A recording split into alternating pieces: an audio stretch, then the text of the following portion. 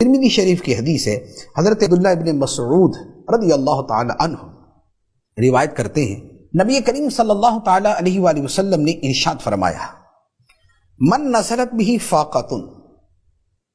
فانزلها بالناس لم تصد فاقته، فرمایا کہ جس بندے پر فاقہ طاری ہو جائے،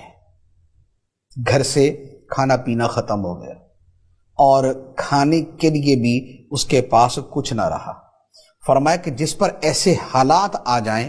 اور وہ لوگوں سے جا کے فریادیں کرتا پھرے، تو اس کی فریاد پوری نہیں ہوتی، اس کی حاجت پوری نہیں ہوتی۔ لیکن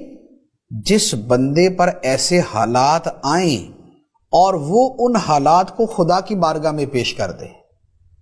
کہ مولا تیرا بندہ، تیرا ماننے والا مولا اس حال میں ہے، تو نبی پاک صلی اللہ تعالی علیہ وآلہ وسلم فرماتے ہیں فَيُوشِكُ اللَّهُ لَهُ بِرِزْقٍ عَاجِلٍ أَوْ آجِلٍ،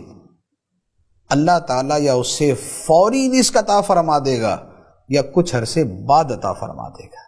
یعنی جب بندہ خدا کی بارگاہ میں فریاد کرے گا تو اللہ تعالیٰ اس کے لیے اسباب پیدا فرما دے گا۔ اسباب، جو رزق ہے آسمان سے نہیں اترے گا، رزق لوگوں کے ذریعے ملے گا، لیکن اس نے اپنا ملجا و مأوا اور اپنا حاجت روا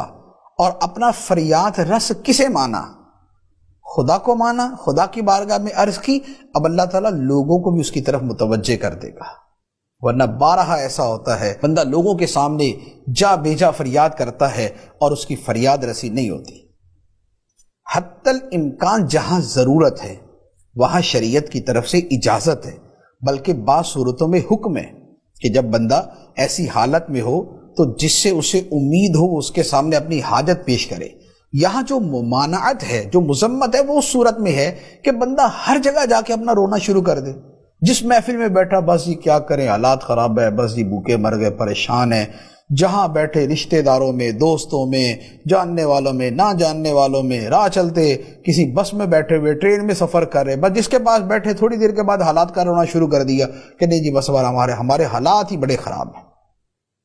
یہ جو صورت ہے یہ بیسیکلی بے صبری کی طرف لے کے جاتی ہے،